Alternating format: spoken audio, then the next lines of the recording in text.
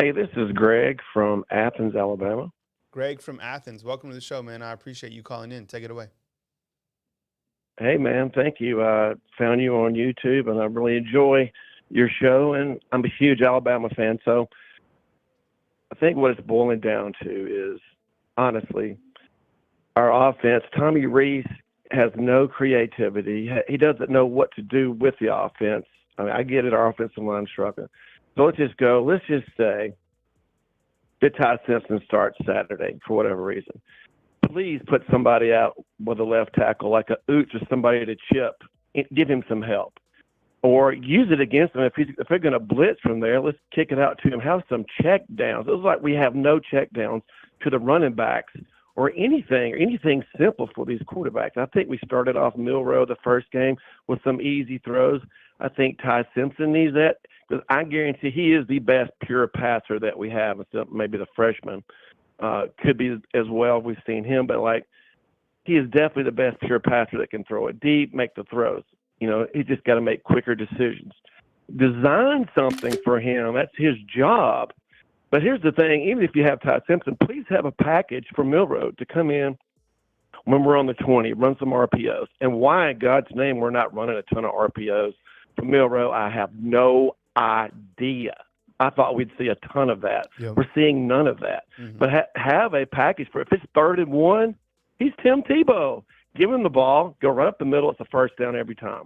Go fast, maybe run another play. Or 3rd and 2, 4th and 1. Milrow is your best back to keep a drive alive. But have that package if Ty Simpson's the starter. Keep it easy for him. Get him to the tight end. Make the throws down the field. The receivers aren't the problem. The receivers aren't the problem. The offensive line is not giving time. They all have to have better pocket presence to move up and when to run and when not to. But if Milrow is the starting quarterback, I don't have a problem with that at all. He doesn't need to make these throws that he threw those picks on. He needs to be in the middle of the field. We need to be running RPOs.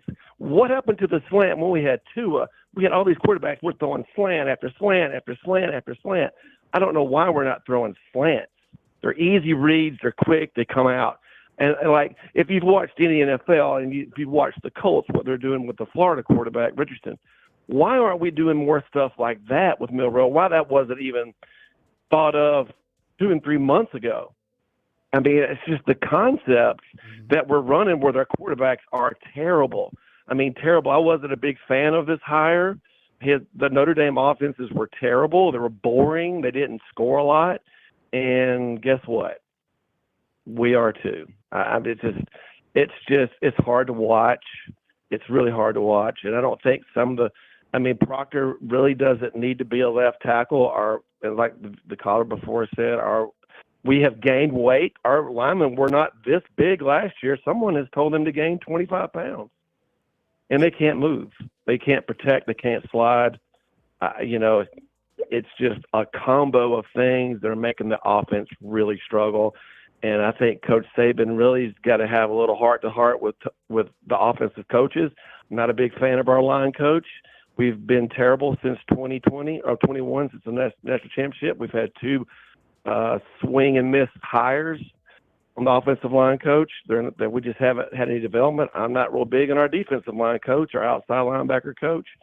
Overall, our coaching staff, if you ranked this staff compared to all the staffs we've had since 2007, would be the worst by far as development, as far as just making adjustments.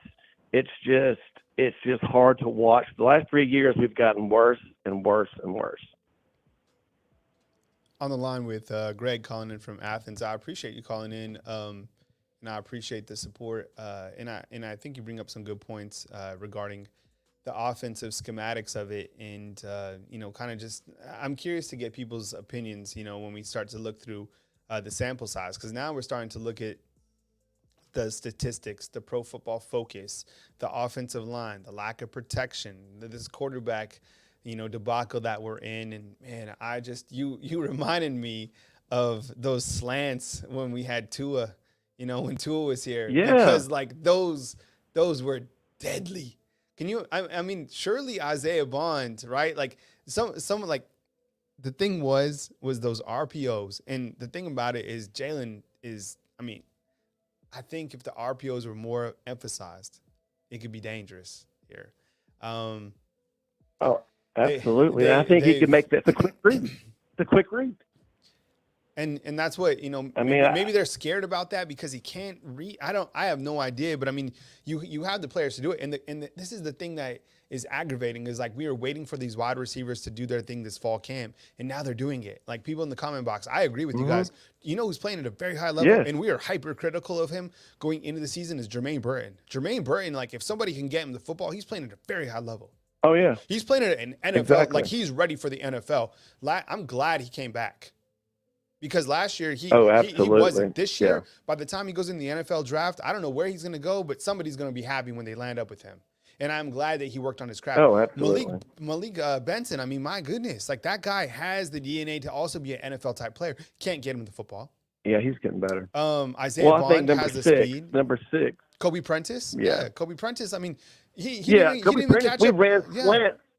Didn't even catch a pass we last ran game. slants with him last year with Bill O'Brien, but nobody's even tried to slant this year. I mean, I've just been so shocked with Milroe and what he can bring to the table. Yeah. I get it, But here's the thing also I think the coaches are thinking.